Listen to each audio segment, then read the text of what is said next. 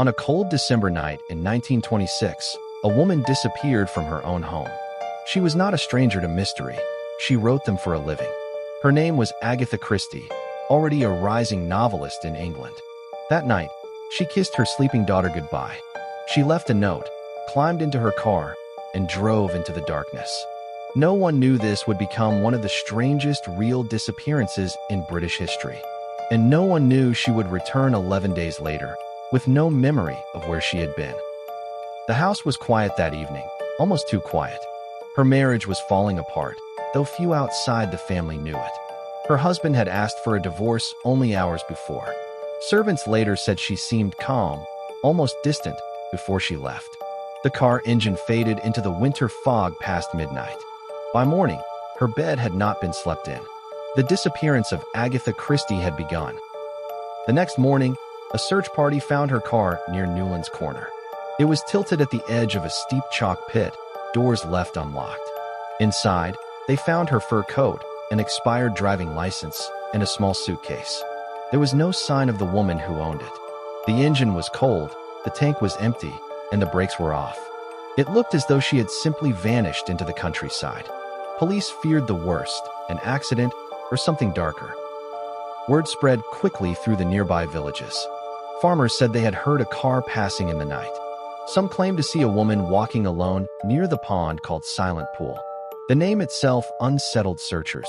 Locals believed the pool held old drowning legends. Divers were sent in immediately, dragging the icy water for a body. Nothing was found beneath the surface. The mystery only deepened with every passing hour. Within a day, over 1,000 people joined the search. Police, volunteers, and even airplanes scanned the Surrey Hills. Bloodhounds were brought in to track her scent from the car. Newspapers across Britain picked up the story within hours. The public became obsessed with the missing novelist. Every ditch, hedge, and pond in the region was checked. Still, there was no trace of Agatha Christie. Rumors began circulating faster than facts. Some believed she had taken her own life in despair. Others whispered that her husband had something to do with it.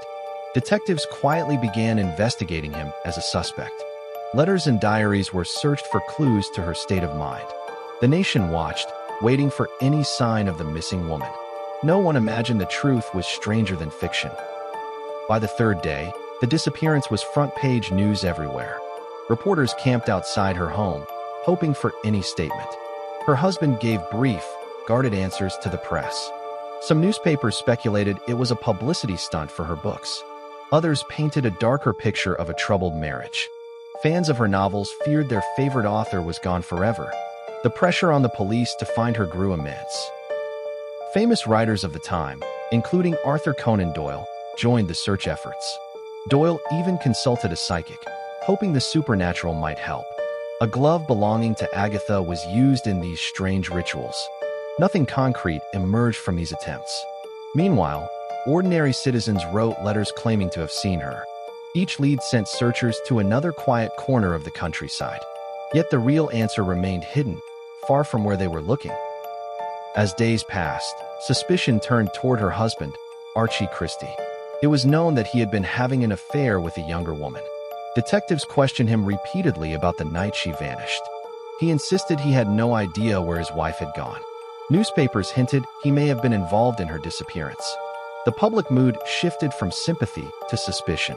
Archie found himself trapped between grief and public accusation. Police searched the family home for any signs of foul play. They examined her writings, looking for hints of a hidden plan. Some detectives believed she may have staged the disappearance herself. Others still feared she had ended her own life somewhere unseen. The chalk pit near her car was searched again and again. No body, no struggle, no clear evidence of violence. The case remained frustratingly, eerily empty of answers. 10 days passed without a single confirmed sighting. Search efforts began slowing as hope started to fade. Newspapers ran fewer updates, running out of new leads. Her daughter waited at home, unaware of what had happened to her mother. Detectives privately believed they were searching for a body, not a person. The nation held its breath as the case grew cold.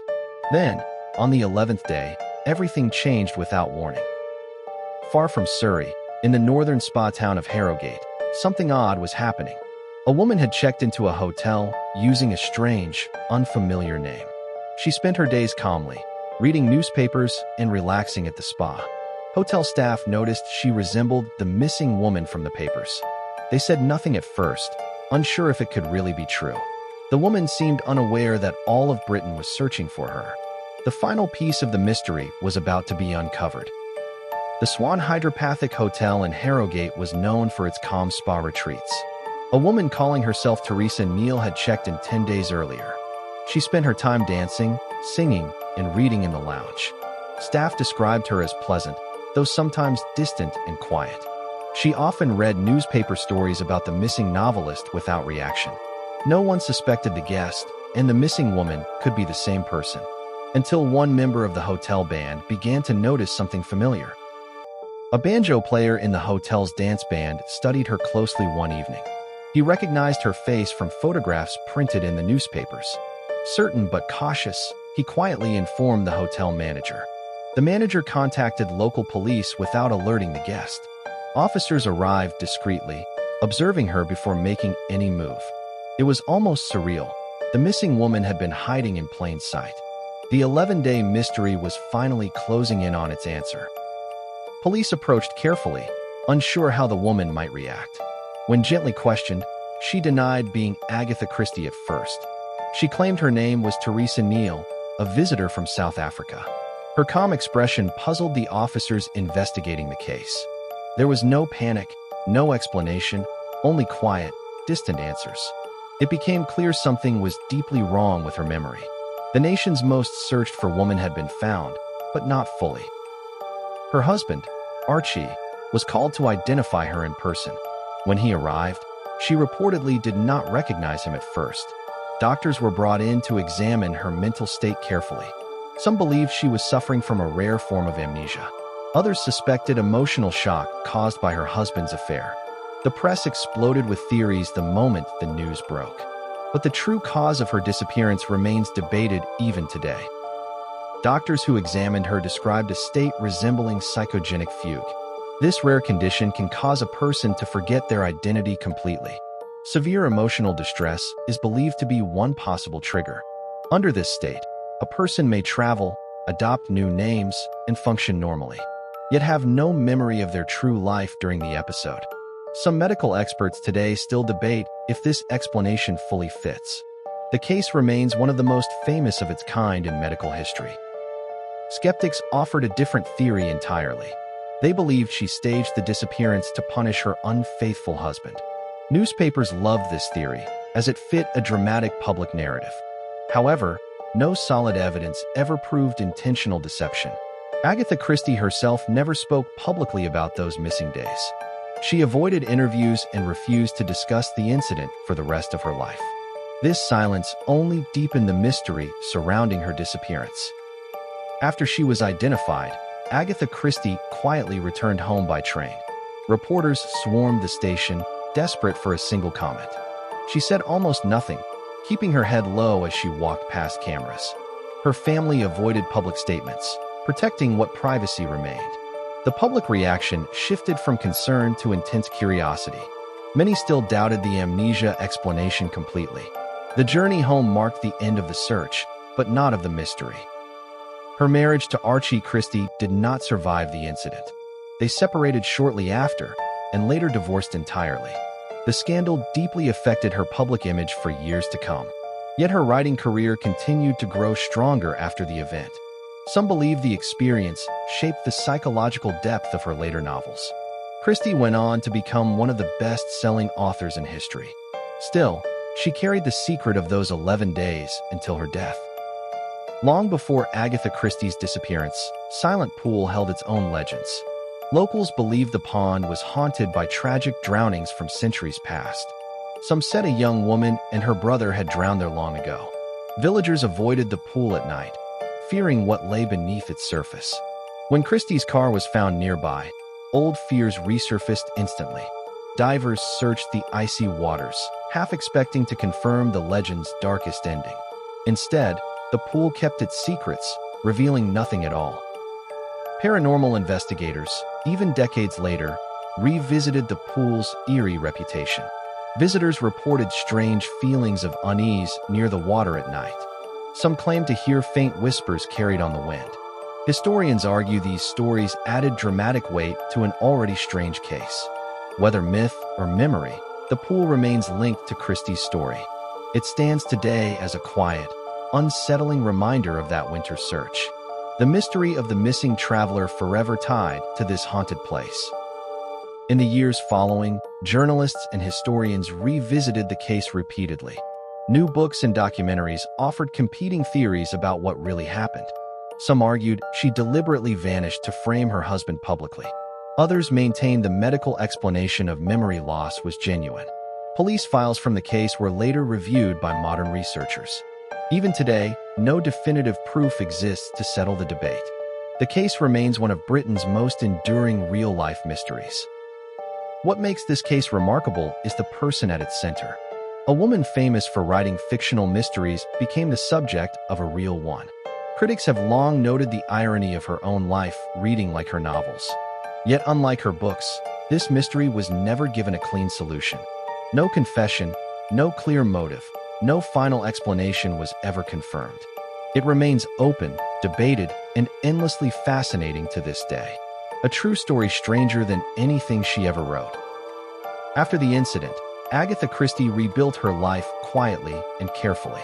She remarried years later to archaeologist Max Mallowan. Her writing continued at an extraordinary pace for decades. She created some of the most iconic detective characters in literature. Despite her fame, she remained deeply private about her personal history. Interviewers who brought up the disappearance were met with silence. She simply never discussed those 11 missing days publicly. Her autobiography, published after her death, barely mentioned the event. Biographers have had to piece together the story from second-hand accounts. Hotel records, witness statements, and old newspapers remain the main evidence. Because of her silence, theories have multiplied rather than settled. This has kept public fascination with the case alive for nearly a century. Few real disappearances have generated this much-lasting curiosity. Her choice to stay silent may be the final unsolved piece of the puzzle. Psychologists still reference this case when studying dissociative conditions. It is frequently cited in discussions of stress-induced memory loss. Criminal investigators study it as an example of a case without clear evidence. True crime historians revisit it as one of the earliest media-driven mysteries. The intense press coverage in 1926 set patterns still seen in modern reporting. Documentary filmmakers continue producing new specials examining the case. Nearly a century later, it still captures global curiosity. What separates this case from other disappearances is the ending itself. Most missing person cases end in tragedy or permanent silence. This one ended with the person returning, alive, but unable to explain why. That unresolved gap is what keeps the story alive today. It blends real investigation, psychological mystery, and quiet human tragedy. No monsters, no crime scene, only unanswered questions in plain daylight. Sometimes reality creates mysteries stranger than fiction ever could. Nearly 100 years later, the case remains officially unresolved. No official records confirm exactly what happened during those 11 days. Agatha Christie took her true memories of that time to her grave. Her novels continued to sell for decades, cementing her literary legacy. Yet this single real event overshadowed even her greatest fictional mysteries. It reminds us that not every mystery finds a clear ending. Some questions remain, quietly, for generations to keep asking. The car by the chalk pit, the pond with its old legends, the hotel room in Harrogate. Each location still draws curious visitors and researchers today. People continue searching old records, hoping to find a missing clue. But the woman who created countless fictional detectives never solved her own case. Perhaps that was intentional, or perhaps truly beyond her control. Either way, the story endures as one of history's most compelling real mysteries. The mystery of the missing traveler who came back, still unsolved, still remembered.